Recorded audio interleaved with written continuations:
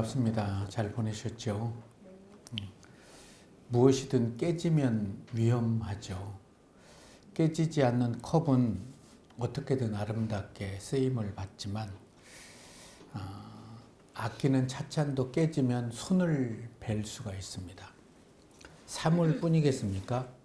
삶도 그렇고 사람도 그런 것 같아요. 미소가 깨지면 세상은 조소로 들끓는다고 그래요. 약속이 깨지면 사람은 의심으로 미쳐가는 광기에 빠지게 되지요.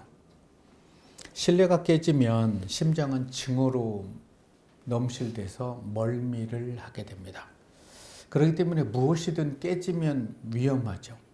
그런데 정말 위험한 건 믿음이 깨지면, 신앙이 깨지게 되면 더없이 위험하다는 거죠. 신앙이 깨지게 되면 하나님은 여러분의 삶에 출입 금지를 당하기 때문에 그렇습니다. 오늘 함께 은혜 나눌 말씀은 여호수아 7장 1절에서 13절의 말씀을 나누겠습니다.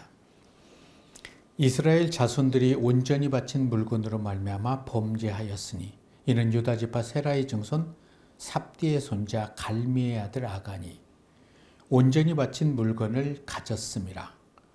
여호와께서 이스라엘 자손들에게 진노하시니라. 여호수아가 여리고에서 사람들을 그들의 동쪽으로 베다벤에 곁에 있는 아이를 보내며 그들에게 말하여 이르되 올라가서 그 땅을 정탐하라 하되 그 사람들이 올라가서 아이를 정탐하고 여호수아에게로 돌아와 그에게 이르되 백성을 다 올라가게 하지 말고 2,3,000명만 올라가서 아이를 치게 하소서. 그들은 소수이니 모든 백성을 그리로 보내어 수고롭게 하지 마소서 하므로 백성들은 3,000명쯤 그리로 올라갔다가 아이 사람 앞에서 도망하니 아이 사람이 그들을 36명쯤 쳐 죽이고 성문 앞에서부터 스바람까지 쫓아가 내려가는 비탈에서 쳤으므로 백성의 마음이 녹아 물같이 된지라. 여호수아가 옷을 찢고 이스라엘 장로들과 함께 여호와의 궤 앞에서 땅에 엎드려 머리에 흙을 뒤집어쓰고 정도로 묻다가 이르되 슬프도소이다. 주 여호와여 어찌하여 이 백성을 인도하여 요단을 건너게 하시고 우리를 아모리 사람의 손에 넘겨 멸망시키려 하셨나이까. 우리가 요단 저쪽을 만족하게 여겨 거주하였더라면 좋을 뻔하였나이다. 주여 이스라엘이 그 원수들 앞에서 돌아섰으니 내가 무슨 말을 하리까. 가나안 사람과 이 땅의 모든 사람들이 듣고 우리를 둘러싸고 우리의 이름을 세상에서 끊으리니 주의 크신 이름을 위하여 어떻게 하시려 하나이까 하니 여호와께서 여호수아에게 이르시되 일어나라 어찌하여 이렇게 엎드렸느냐. 이스라엘이 범죄하여 내가 그들에게 명령한 나의 언약을 어겼으며 또한 그들이 온전히 바친 물건을 가져가고 도둑질하며 속이고 그것을 그들의 물건들 가운데 두었느니라. 그러므로 이스라엘 자손들이 그들의 원수 앞에 능히 맞서지 못하고 그 앞에서 넘어가셨나니 이는 그도 온전히 바친 것이 되니라. 그 온전히 바친 물건을 너희에게서 멸하지 아니하면 내가 다시는 너희와 함께 있지 아니하리라. 너는 일어나서 백성을 거룩하게 하여 이르기를 너희는 내 일을 위하여 스스로 거룩하게 하라.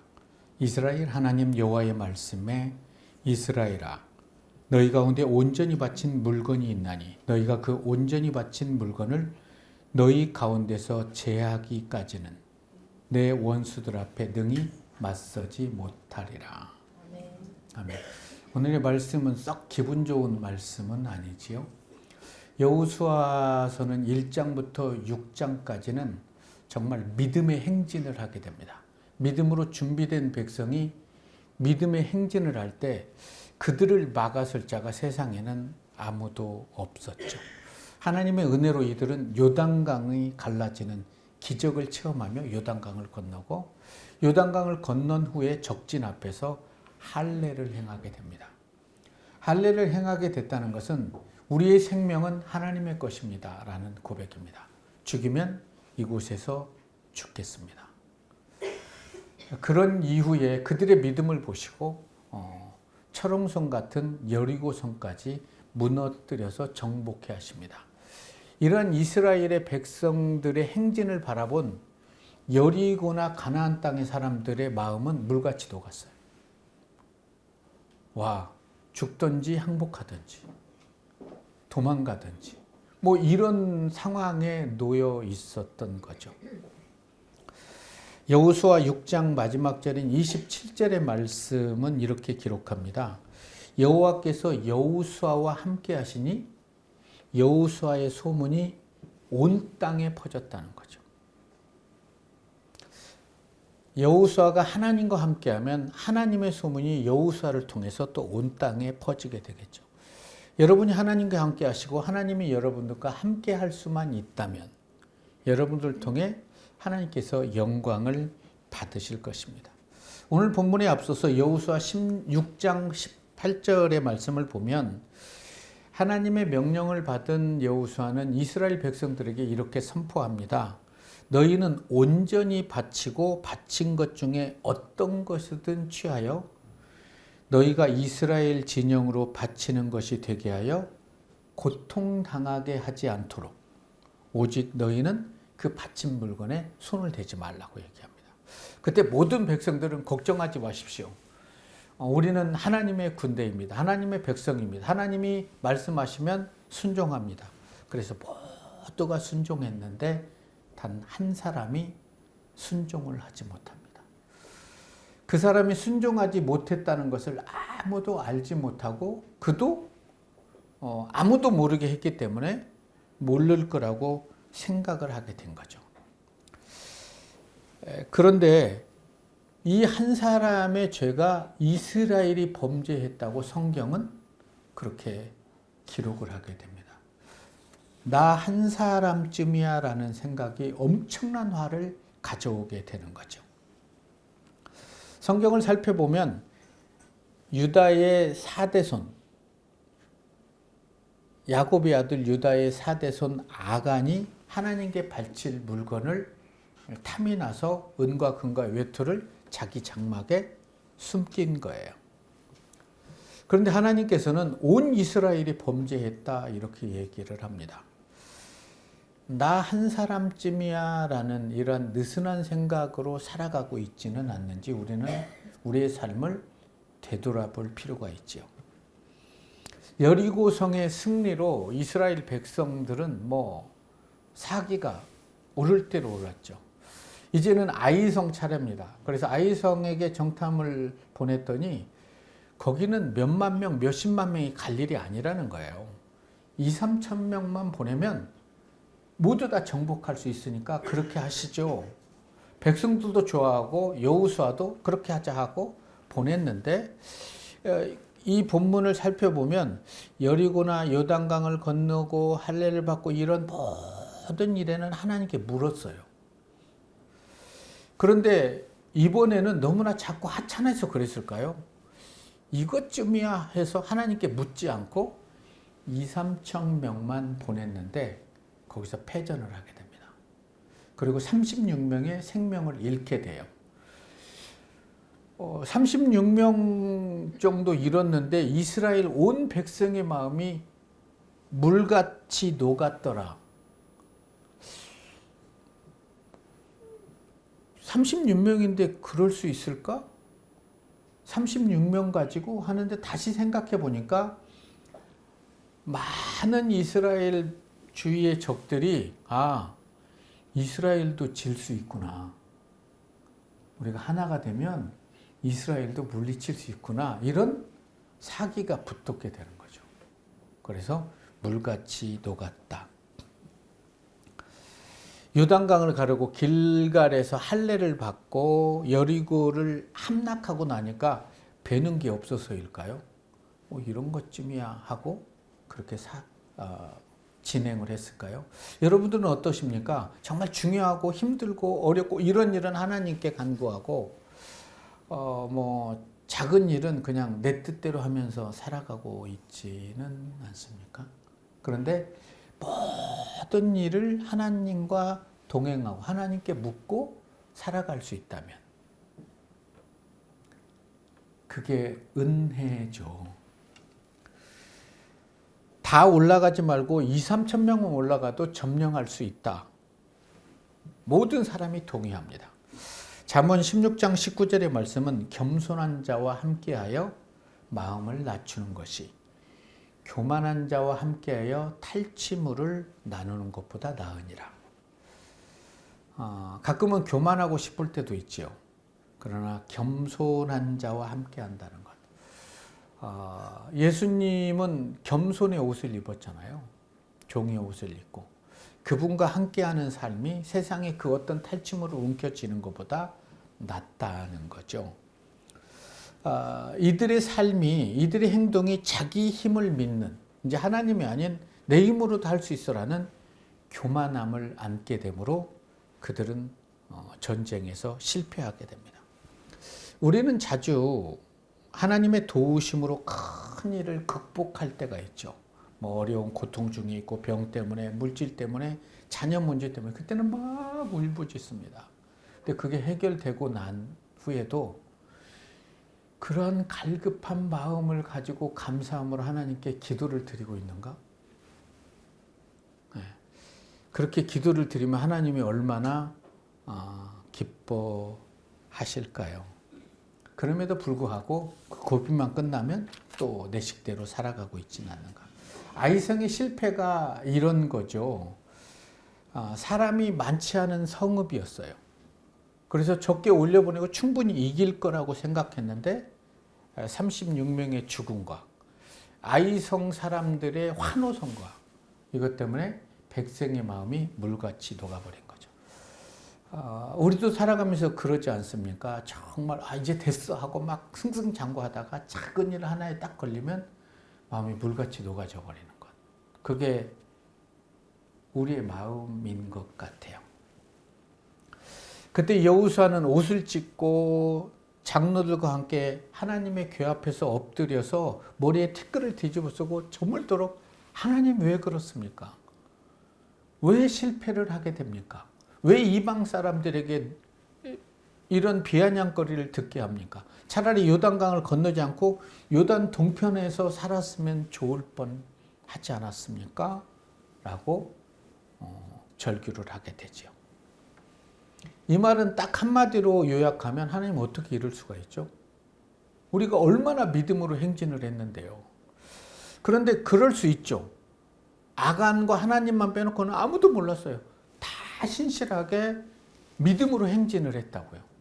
그러면 하나님이 함께 주셔야 되는데 패전을 하게 된 거죠. 애굽에서 건져냄을 받고 젖과 꿀이 흐르는 가나안 땅에서 이들은 이제 자기들이 원하는 삶을 살아갈 줄 알았는데 그곳에 발을 내디뎠는데 정복할 땅이 너무나 많은 거예요. 애굽에 있을 때에는 그들에게 자유가 없었어요. 그런데 먹고 마실 건 있었죠. 그런데 하나님의 은혜로 구원을 받고 자유인이 되었을 때는 먹고 마시는 걸로 이들은 만족할 수가 없었어요. 그러면 어떻게 되죠? 원망과 불평이 피어나게 되는 거예요. 노예에서 해방돼서 자유인이 되어가지고 광야에서 하나님의 일하심과 요단강을 가르고 여리고성을 무너뜨림에 감사하고 찬양을 피워 올렸다면 얼마나 좋았겠습니까?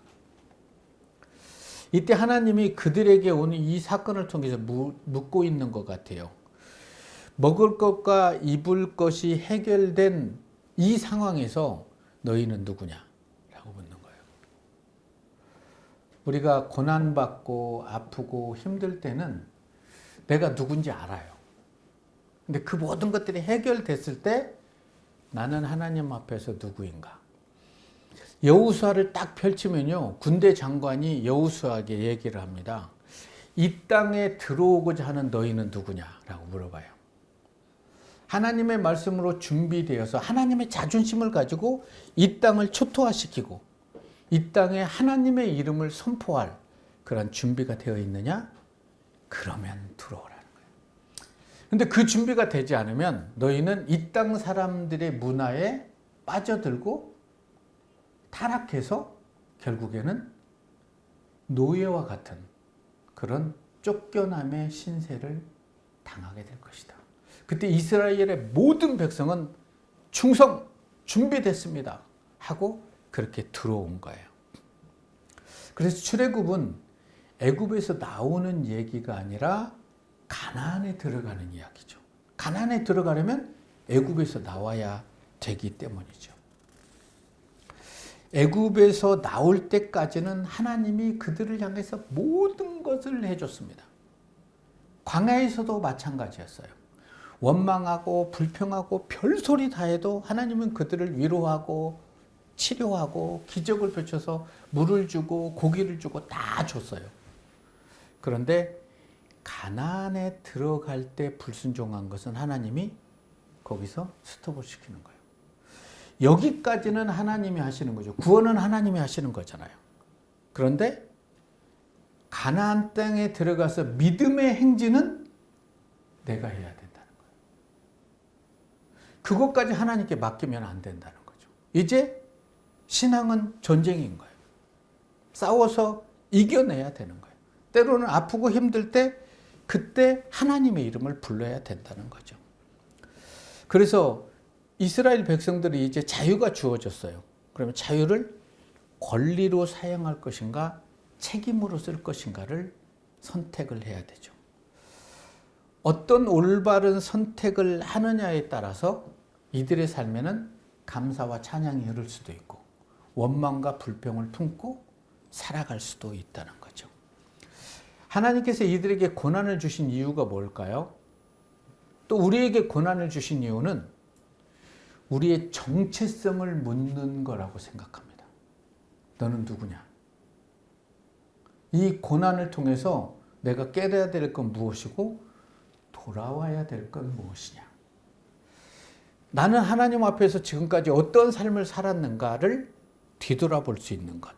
그런데 자유인이 아닌 애굽에 놓여 있을 때는 그런 생각을 할 필요가 없어요. 원망과 불평은 사치예요. 왜냐하면 채찍이 날라오니까. 하라는 대로 하고 주면 먹는 거예요. 자유인이 되면 자유의 책임과 권리가 따르게 되죠. 아이생의 패배로 막 밤새도록 울부짖을 때 울부짖을 수밖에 없잖아요. 이들의 믿음이 순수하죠. 그때 여호와께서 그러죠. 일어나라. 어찌하여 엎드렸느냐? 일어나라는 거예요. 일어나서 아이성의 패배가 왜 그랬는지를 돌아보라는 거죠.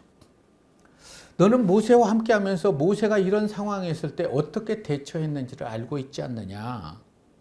지금은 울고 있을 때가 아니라 왜 이스라엘의 한 줌도 안 되는 아이성 사람들에게 이스라엘이 패했는지를 그 원인을 해결해야 된다는 거죠.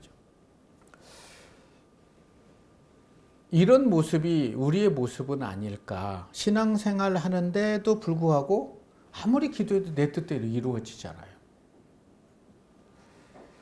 그때 여러 가지 생각을 하게 되죠. 하나님을 원망하고 불평할 수도 있지만 응답하지 않는 게 응답이시구나. 이 고난을 통해서 하나님이 나에게 무엇을 깨닫게 하시는가를 생각하고 하나님께 물을 수 있다면 그 고난은 쉽게 넘어갈 수가 있게 되는 거죠. 우리 모두가 하나님께 처음 예배를 드렸을 때는 얼마나 설렘이 있습니까? 처음 하나님께 예물을 드렸을 때 얼마나 설렘이 있습니까? 그러나 그게 반복되다 보면 예배도 타성에 젖을 수도 있고 예물을 드리는 것도 두려워하지 않죠. 드려도 되고 드리지 않아도 되는. 그러나 하나님은 그게 아니라는 거예요. 기쁨과 감사로 드려야 될 예배가 부담으로 느껴진다면 나의 모든 것이 하나님께로 왔다는 고백을 쏟아내기보다는 내가 열심히 해서 그렇다고. 그리고 사람들에게는 예수 잘 믿으면 이렇게 된다고. 맞는 말일 수도 있지만 그게 꼭 맞는 말은 아니죠. 우리가 신앙생활을 하면서 느껴야 될 것이 있다면 시간이 흐르면 흐를수록 우리는 더욱더 하나님의 도우심이 필요하다는 것을 느껴야 된다는 거죠. 성장하면 할수록 나의 다 된 것은 하나님의 은혜입니다 라고 고백해야 된다는 거죠. 울며 원통해하며 부르짖는 여호수아에게 여호와께서는 아이생의 패배를 얘기해 주죠. 이스라엘이 범죄해서.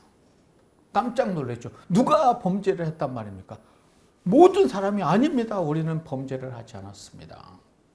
내가 너에게 했던 언약을 너희가 지키지 않고 온전히 바쳐야 될 하나님의 것을 바치지 않았다는 거예요. 그렇기 때문에 이제 너희들은 누구 앞에서도 이길 수 없다.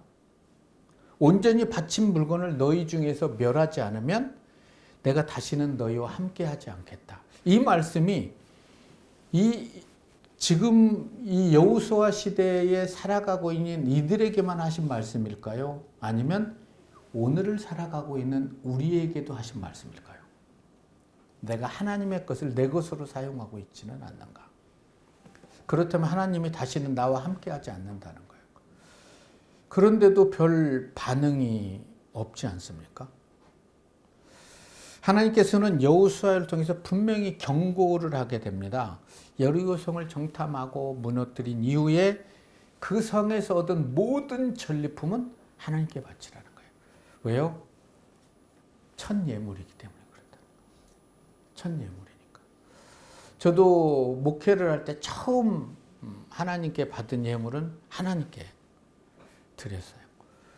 처음이니까, 첫 예물이니까.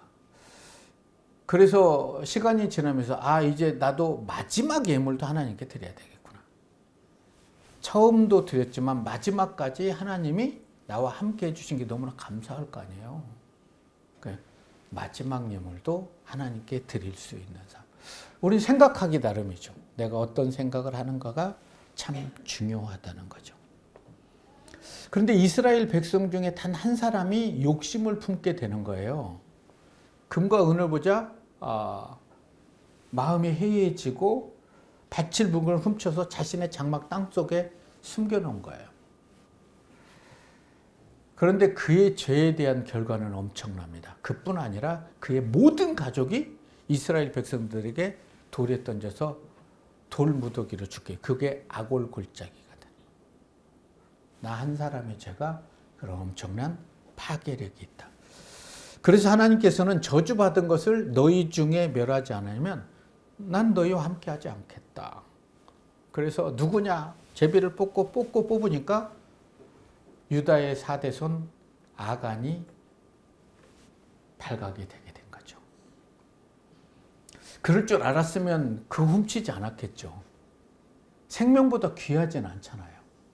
여러분, 물질이 생명보다 귀하진 않잖아요. 시간이 생명보다 귀하진 않잖아요. 오늘 본문을 묵상하고 준비하면서 아간이 나구나. 하나님이 이 말씀은 나에게 하시는 말씀이구나. 남은 길면 10년 이 정도의 그 남은 목회는 15년 했던 그 목회보다 더 열심히 해야 되겠구나 하고 제가 회개를 했습니다. 아침에도 한 6시 정도 일어나서 일찍 교회 와서 성도들을 위해서도 기도하고 저를 위해서도 회개도 하고 교회를 위해서도 기도하고 또 본문을 다시 정리하기도 하고 여러분의 삶에 하나님께서 기뻐하시지 않는 것이 무엇인지를 한번 생각해 보세요. 기뻐하는 것 말고 기뻐하지 않는 게 리스트를 해서 그것을 내어놓을 수 있으면 좋을 것 같아요. 하나님이 기뻐하지 않는 것 하나씩 내어놓을 그런 은혜를 여러분들에게 이 시간 하나님께서 주시기를 저는 소망합니다. 이제 우리는 일어날 때죠. 하나님의 자녀에게는 예배의 회복이 있어야 됩니다. 예배의 회복이 없이는 우리의 삶의 회복이 쉽지 않기 때문에 그러죠. 그래서 13절에 그러죠. 너는 일어나 백성을 거룩하게 해라. 그리고 내일을 위해서 스스로 거룩하게 하라. 이 말이 가슴에 딱 와닿는 거예요.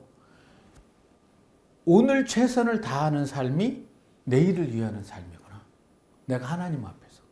그래서 내일을 위해서 살아가는 사람이 그리스도인이라는 거예요. 내일을 위해서 스스로 나를 거룩하고 돌아보고 하나님이 기뻐하지 않는 게 있다면 겸허히 내려놓을 수 있는 것. 일어나라. 어찌하여 이렇게 엎드려 있느냐? 내일을 위해서 스스로 거룩하게 하라. 아무리 주위에서 이렇게 해야 된다, 저렇게 해야 된다 해도 내가 스스로 깨닫고 결단하지 않으면 절대로 이루어지지 않습니다. 깨지면 위험합니다.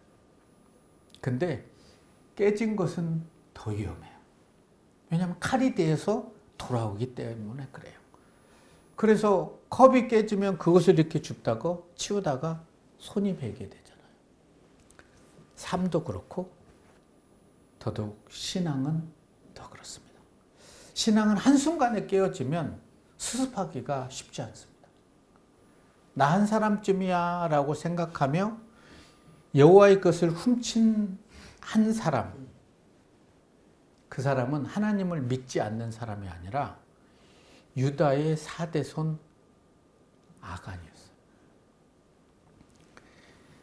그래서 우리는 오늘 본문을 통해서 나는 누구인가를 한 번 정도는 생각해 볼 필요가 있어요. 나는 하나님 앞에 누구고 하나님의 구원하심의 은혜로 구원을 받았는데 구원받은 이후에 나는 어떠한 성장을 위해서 노력을 했는가?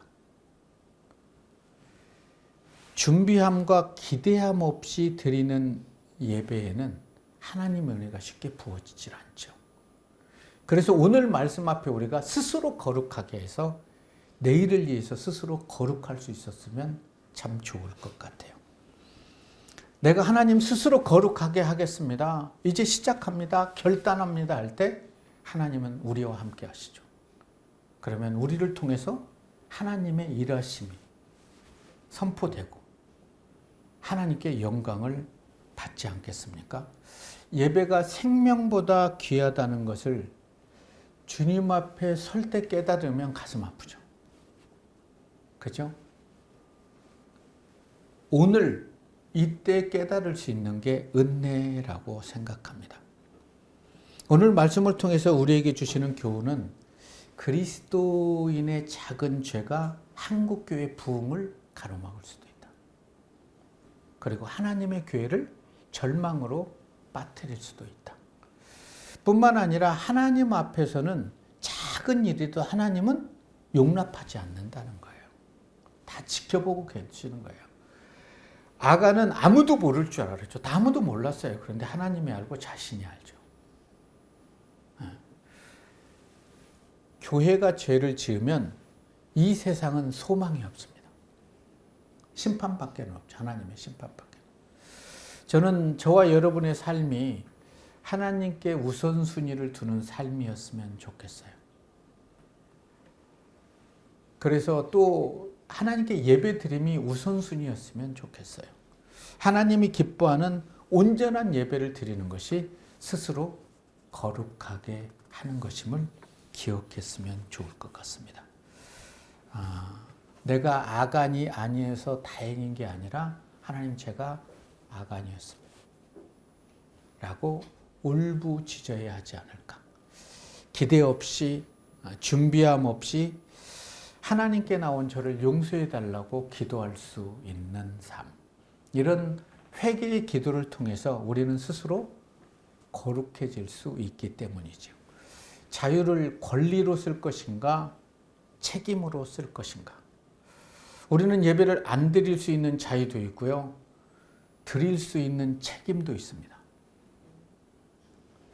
하나님께 감사함으로 예물을 드릴 수도 있는 자유도 있고요. 드리지 않을 자유도 있습니다. 하나님의 말씀에 순종하지 않을 자유도 있지만 순종할 책임도 있습니다. 자유에는 책임이 뒤따른다는 것을 기억하셔야 됩니다. 그래서 우리 앞에 펼쳐진 두 갈래의 길에서 어떤 것을 선택하느냐에 따라서 우리는 주님 앞에서 기쁘게 해맑은 모습으로 주님 앞에 설 수 있지 않겠습니까?